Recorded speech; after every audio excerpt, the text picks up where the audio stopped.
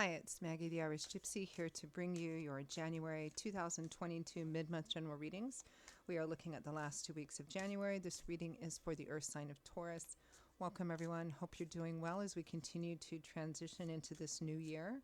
Thanks for taking the time to be here to watch this video. Your likes, shares, subscribes, donations, comments, reaching out for personal readings. Everything you do in support of this channel. Thank you so much. So this reading is for Taurus for the last 2 weeks of January 2022. That's if your Sun, Moon, Rising, or Venus sign is in Taurus. It's also relevant if you're cross-watching for a Taurian person. It's a general reading, so of course it's going to resonate a little differently for everyone. Watch all of your sign videos for any additional insight they can provide, you know, like more pieces to the picture. And if you find that something does resonate with you and you'd like to take a deeper look at something, reach out for a personal reading for yourself or as a gift for someone else. Click the description link below for more info. You'll see my email address there, maggie1mcguire@gmail.com. Feel free to email me directly. I'd be delighted to hear from you. I can usually respond the same day with more information. I do offer a wide variety of readings, and still particularly popular right now are those 6 and 12-month overviews, which take a look at all the main areas of life in your life for the next 6 or 12 months. You can order them any time of the year, but they're pretty popular right now because, you know, we're starting a new year, so something to think about. All right, let's move right into this. Taurus, let's see what the last 2 weeks of January look like for you. I am using the Tarot of Dreams and clarifying with the Gilded Tarot. Sorry, not the Gilded Tarot, Legacy of the Divine Tarot. Okay, Taurus.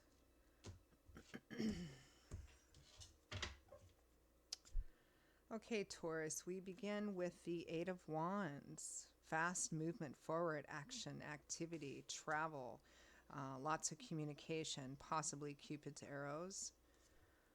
With the Eight of Cups, leaving something behind which has turned out to be unfulfilling, unsatisfying, or has simply run its course. It may have, when you started drinking from whatever these cups represent, you may have thought it was going to be something else or turn out in a certain way, but it's not. So you're turning your back, leaving, walking away to find your Nine of Cups, which would be wish fulfillment. And probably sooner rather than later. The Eight of Wands does imply, because it's the Eight of Fire, it does imply action and speed and travel and movement. But it can be conversation too if this is something you haven't quite yet decided to do. Could be that you're having lots of pretty strong, powerful communication or conversation about leaving. I mean, the Eight of Wands and the Eight of Cups can represent just like physically leaving something behind, moving on, moving out. Okay. Whether it's something you're in process of doing, you've already made the decision, or you're still you're thinking about it quite strongly. Next to that, we have the Knight of Swords, kind of our information and conversation mailman of the tarot. He brings in news, information, conversations. With the Two of Swords, a card of feeling stuck at a crossroads, a reluctance or a resistance to choose, to make a decision about something. Could be you're receiving or hearing about some situation being stuck.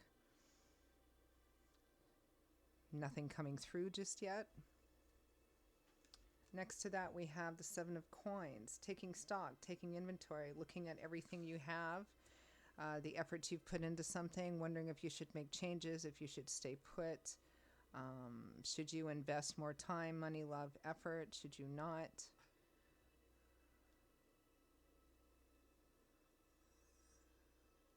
Can you make something any better than what it is? It can be a card that refers to your financial or material resources. It's a card of taking stock and taking inventory and asking yourself if you need to make any changes or if the efforts that you've put into something are justified by further efforts. With the Seven of Coins, we have the Nine of Swords. I think Aquarius got this too. Stress, anxiety, worry, fear of an unknown future. I just got that somebody's worried they're not going to have enough or they're not going to get enough.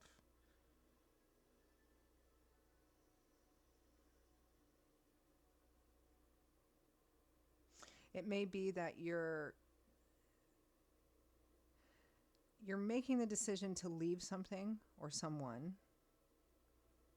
You're already in process of leaving, or you're having conversations about it, but you're kind of stuck because you're afraid that if you do, you might lose out on too much or have to give up too much or relinquish too much. I mean, it might be like a divorce situation or something of that sort, because I am getting, even though so far there's only one coin or pentacles card, I am getting the sense that financial and material resources, there's a fear here about not having enough or not getting enough or having to give up something. And it's kind of stuck right now, or you're kind of stuck. All right, from the bottom of the deck, the overall energy for the last 2 weeks of January is you, the King of Coins, Taurus, Virgo, Capricorn, Sun, Moon, Rising, or Venus. Could be another earth sign showing up as a male, but it could be a female as well. Let me pull one more. And the Hermit, taking a step back, reflecting, considering, trying to figure out the best way to walk through a certain path based on your own life experiences and wisdom and knowledge. Could be somebody that you're seeking guidance from as well. And that's the overall energy. I'm curious as to what other cards were next on the top of the deck. See if I can get more of the Hanging Man and Judgment. So waiting on a decision, waiting to see about a particular life-changing choice. It could be that you're taking time, again, that you're taking the time to make a decision that could profoundly impact your life path or just put you on a new life path. It might be that you're waiting, you're watching a situation to see how it plays out before you take any decisive action, because that's what the Hanging Man represents. So it could be voluntary energy, or it could be involuntary, meaning it could be that you're waiting for a judgment, you're waiting for a decision that I feel involves some kind of financial and material aspects here too, even if there's a relationship involved, like, if it's a divorce or the, division of estate, money, property, assets, all of that kind of stuff. I suppose it could even be waiting to see if you have a job. I'm not really feeling that, though. Okay, let's clarify a bit. Let's clarify the overall general energy of the King of Coins and the Hermit.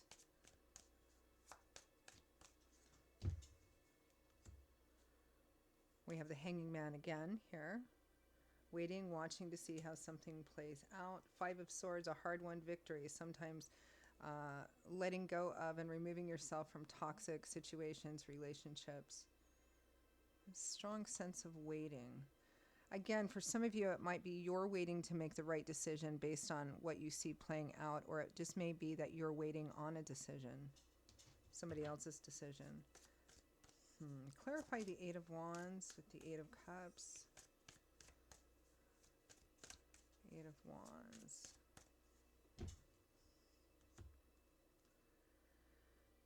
Ten of Coins, Eight of Coins. This is long-term security and stability and the efforts that you've put into it. I don't know what the next card is. Ten of Swords, betrayal, a difficult cycle coming to an end.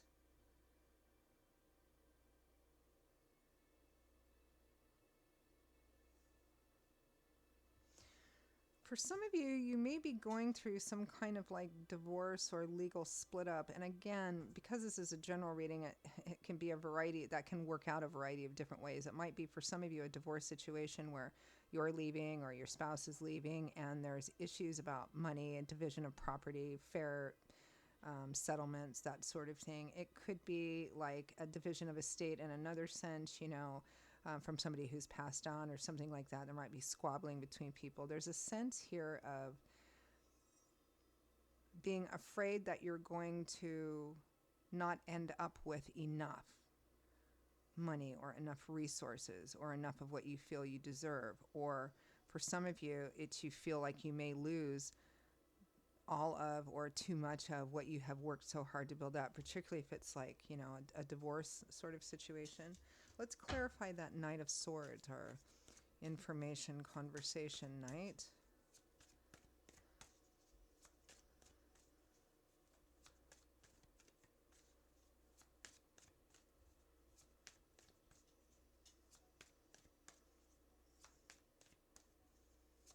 Maybe somebody took money away from you or took something that was rightfully yours or took too much.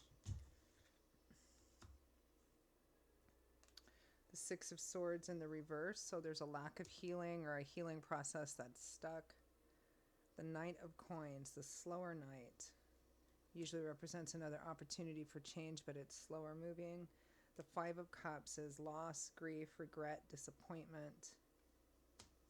Let's clarify that Two of Swords, stuck, crossroads, something being stuck, somebody not making a decision yet.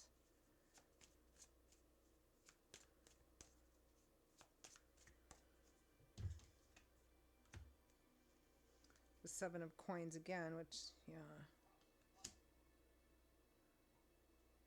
The Nine of Swords again, stress, anxiety, worry, fear of an unknown future. The Five of Coins, financial and material insufficiency and lack, also can represent feeling abandoned, rejected, shut out, you know.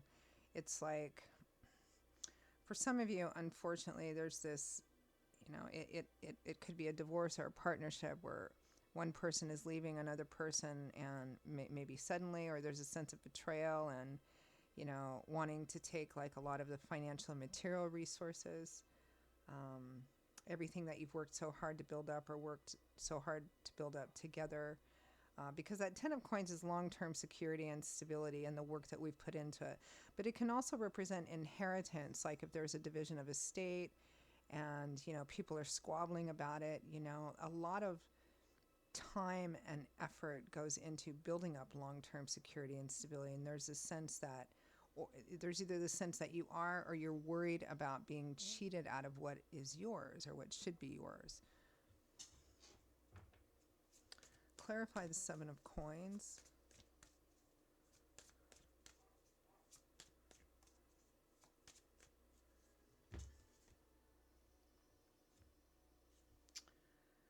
The Eight of Wands again, fast movement forward, conversations. The Three of Wands, putting in some of the footwork, feeling more positive and optimistic about the future, but it's still kind of a gestative, waiting energy, that Three of Wands. And the Seven of Coins is not really a card of action. It's a card of kind of looking at what you have and taking stock and taking inventory. I feel like this is a situation which hasn't fully played out yet. The Nine of Swords. But again, all this stress and anxiety. Clarify the Nine of Swords.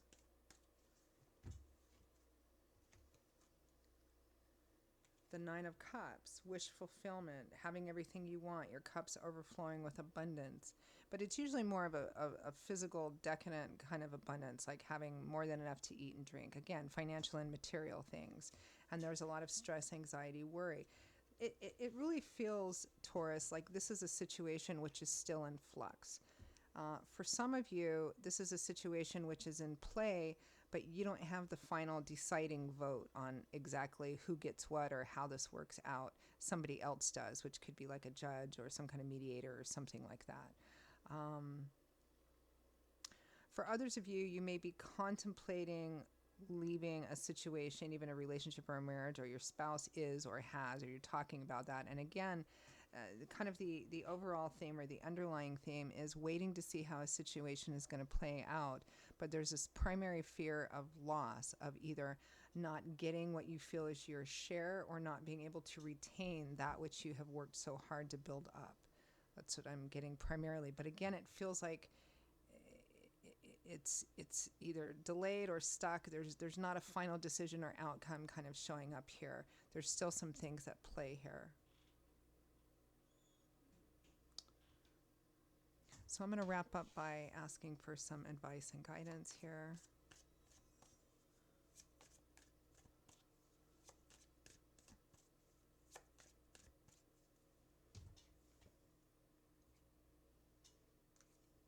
The Eight of Cups, which we have as well, leaving behind. So if some of you are contemplating leaving or wondering if leaving or walking away, or even if the other person leaving or walking away, you know, it's a good decision. Whatever is being left behind needs to be left behind. Seven of Cups opens up more options, more avenues, more options for opportunities. Ten of Wands, it brings a long-held heavy burden to an end and opens up the pathway for a brand new beginning, a fresh new start somewhere else. The next card would have been the World, which is the last major arcana card in the tarot. This is a card of completion, of graduation. Regardless of how you feel about it or what scars we might bear from it, the World represents a pretty significant aspect of our life, a chapter or set of chapters of our life has come to an end. There isn't anything more to be gained. This is a card of leveling up, of graduating and moving on to a brand new landscape full of different opportunities and potential options. So if there's a question about moving on or not, or whether it's a good thing, even if it's challenging or painful, Spirit is very much advocating that it is, in fact, time to move on. For those of you who are contemplating this decision of leaving.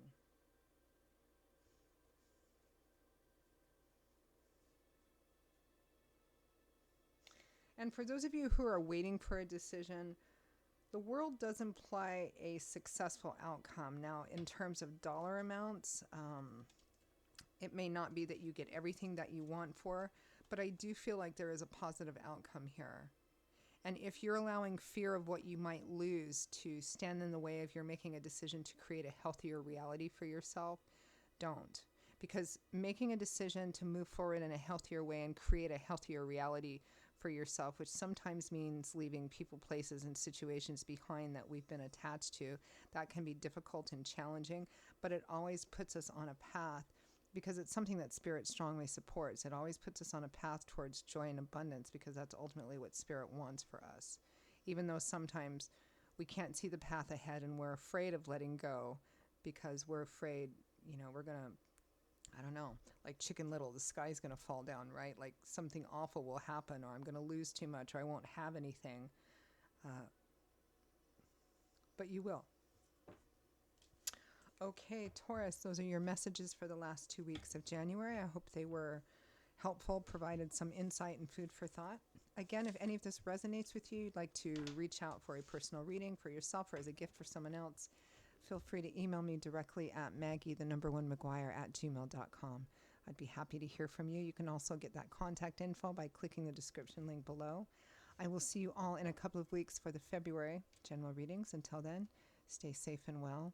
I hope you continue to move through this new year gently and peacefully, and I hope to see you back here again soon. Bye-bye.